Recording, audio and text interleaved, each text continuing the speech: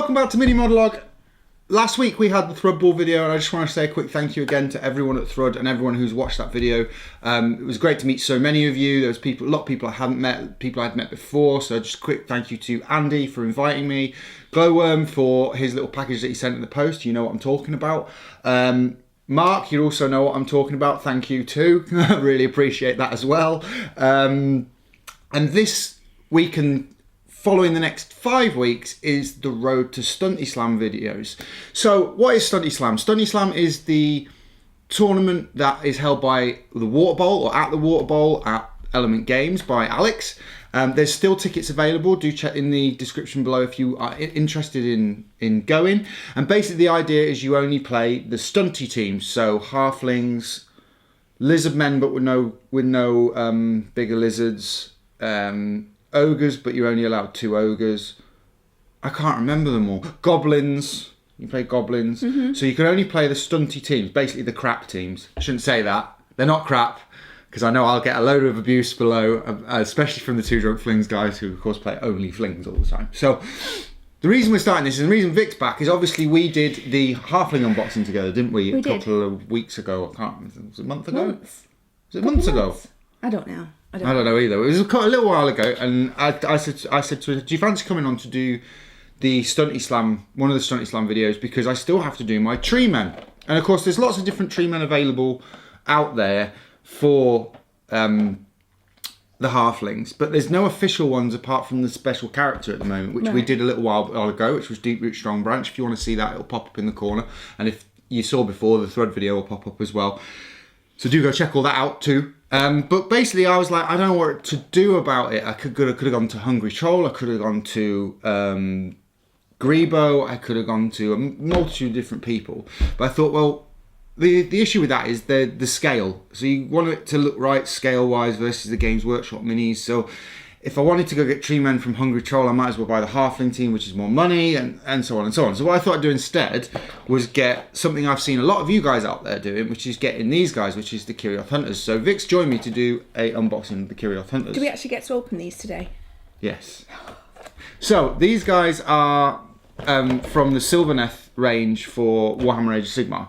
So they're for actually a different game. And what I'm going to do with these, you see they've got on the box, you see they've got bows and also swords on the back. And essentially what I'm going to do though is remove the weapons. Why?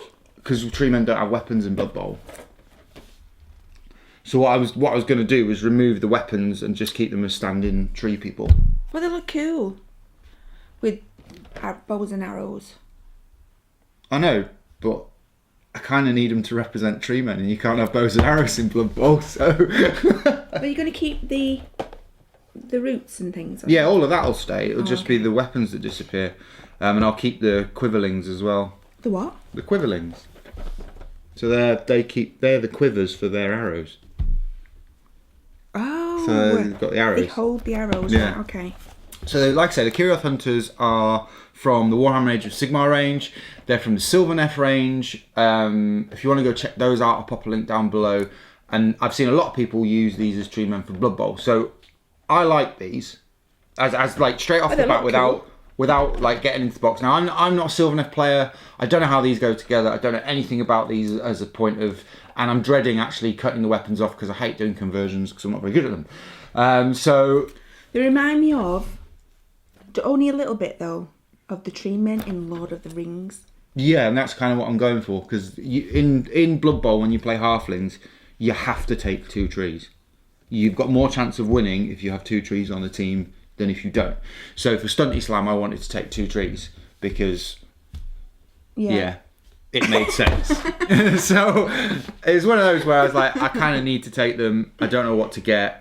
I didn't want to buy another halfling team particularly. Not that any of those halfling teams are bad. We obviously did the Cajun Snacks recently. It's an awesome looking team, but I kind of don't have the money right now to do that, and Stunty Slam is 5 weeks away. Can we open them now? So what we're going to do is spin the camera around and then we'll open them up.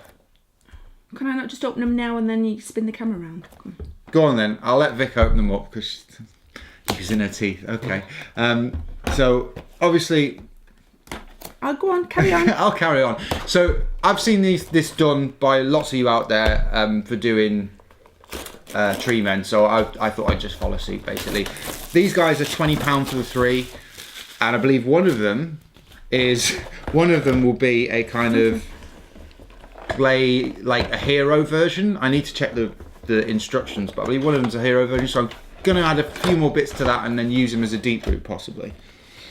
Right, you can turn the camera around now. Oh, so what we've got inside, just so you guys can see, is several sprues, normal things, the destructions, and with these you can have them in 3 formats. So for you Sylvaneth players, just so you know, you can have these in 3 formats. You can have them with great bows, great swords, or scythes. What are you going to have? I'm probably going to use the running versions of these because they look more dynamic, and I'll probably use the scythe one, and it depends. I kind of stuck for what to do because for Blood Bowl it would be cool to have those arms. It kind of would make sense if I could then put a ball in his hand somehow. Well, can you not put them arms on them? I don't know. I need to check the instructions is the honest answer to that. I really don't know. I mean, there's 4.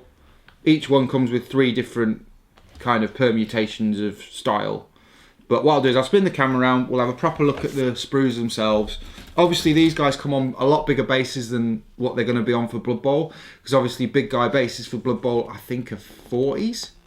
Let me know down in the comments. I think they're 40 mils, but I'll need to check. So I need to put them on a 40 mil base, not this. Because obviously, although I'd probably get away with this on a Blood Bowl field, but it's whether or not my opponent's all right with that. And I'm going to test that and see. So we'll have a look at that as well on a Blood Bowl pitch. So, but it comes in 3 sprues, and it's probably 1 sprue. It looks like it's 1 sprue per hunter, pretty much, looking at it. So we'll probably just take a look at the 1 sprue itself, because each sprue looks virtually the same. Yeah. So we'll take a look at the 1 sprue when I spin the camera around. So in spinning the camera around, Vic noticed that there is actual differences between the sprues in the heads, in the way the arms are. So what we're going to do is go through every single one, show you the bits we both like, talk a little bit about some of the other bits in the instructions. So this is sprue number 1. We'll call this hunter number 1. So I imagine each hunter has its own sprue. So of course all the sprues are numbered, as with all Games Workshop models, and in the instructions it tells you obviously how to put it together. But I'll bring this one up to camera and we'll have a look. I'm going to bring it up even closer than I normally do because I now can do that and it will focus. So you've got little animals. That looks like, it reminds me of a praying mantis, that. Yeah. And then you got the side there. Yeah, but look in the detail in that blade. Yeah. That's wicked. And then a lot of the body parts. This is what fooled me, is a lot of the parts are in the same positioning. So the central body part, which is this one, is in the same on every sprue. So is this sword over here.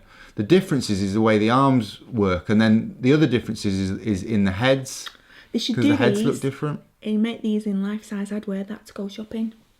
Would you? I would. Just imagine that. Imagine that in your local Tesco's.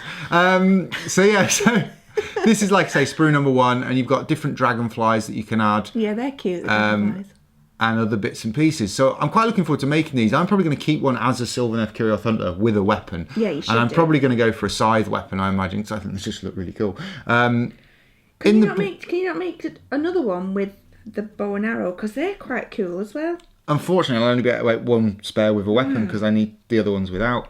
But so that's sprue number 1. So let's have a look at sprue number 2. Let's put that to the one side. So sprue number 2, I'll show you where the differences are. So straight away. Is it the same? That's not the same way up. That might help. Straight away, you'll notice that there was a scythe across the top here on the previous sprue. There's not. There's a bow, different little sashes, different little... The animal's missing that was here. Different headdress. Different headdress.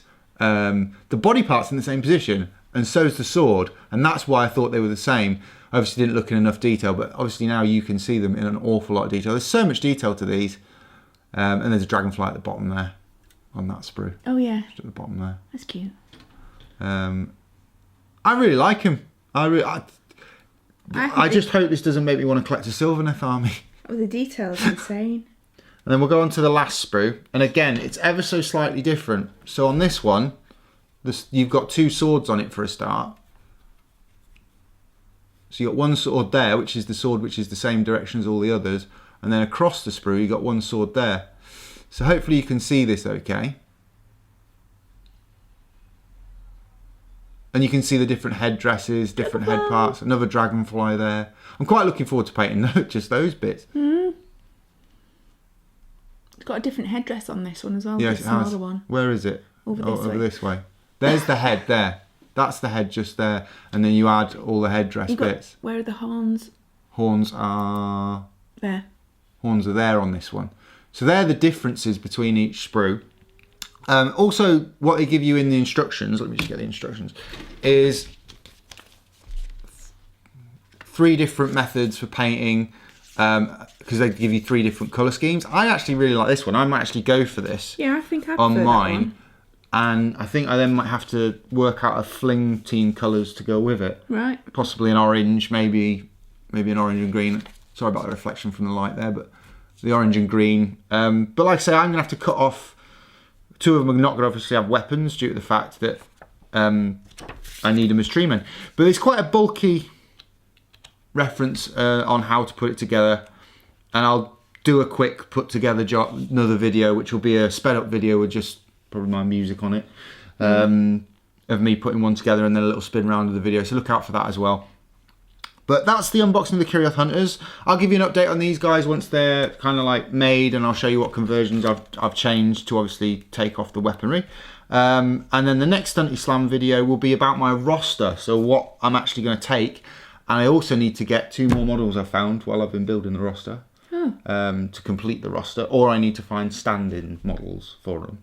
Right. So that's a little bit annoying, and I'm going to probably get one of them as a Games Workshop model, and another one that is a star player from the Games Workshop, so you can take, but I need to look at that as well.